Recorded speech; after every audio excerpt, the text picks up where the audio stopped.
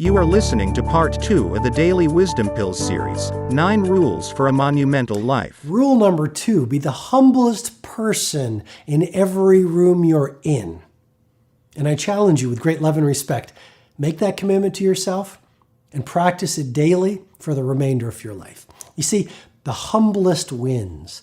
We live in a fascinating world right now. You know, the model sometimes of the great leaders are people who are the loudest in the room. You know, Susan Cain has written a beautiful book, Quiet.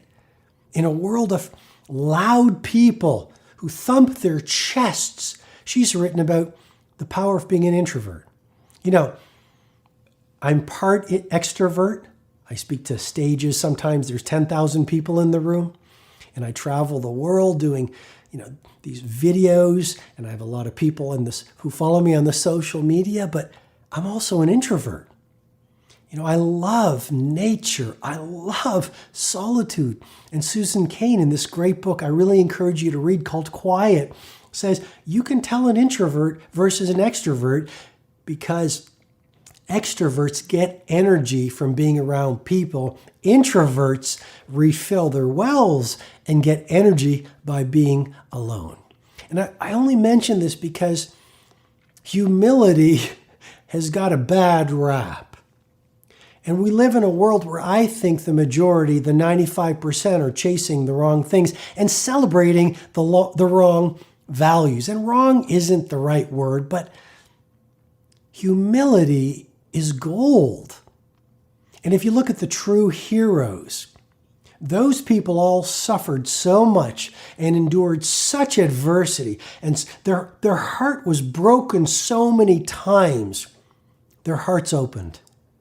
To sort of paraphrase the words of the great philosopher Rumi, who said, break your heart over and over again until it opens.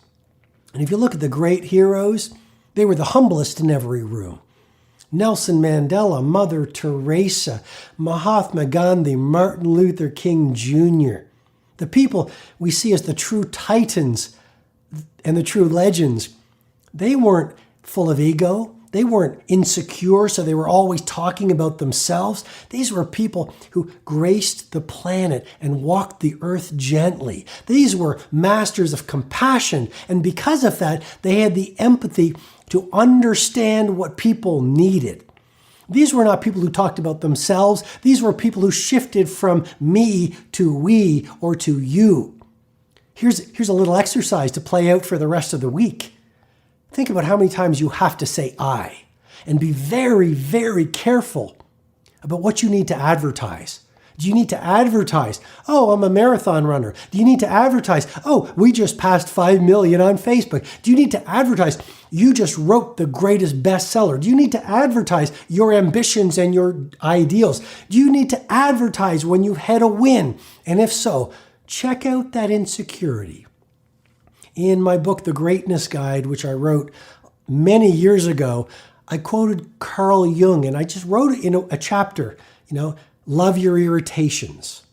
And in that chapter of The Greatness Guide, I say, Carl Jung taught us, beneath your irritations is the opportunity for growth. And so every time you feel insecure and you need to use I and advertise how great you are or successful are you, and you turn the conversation onto you, if you're really wise, you'll go deeper and you'll say, what is the hole within me that I haven't filled, that I'm trying to fill from external validation?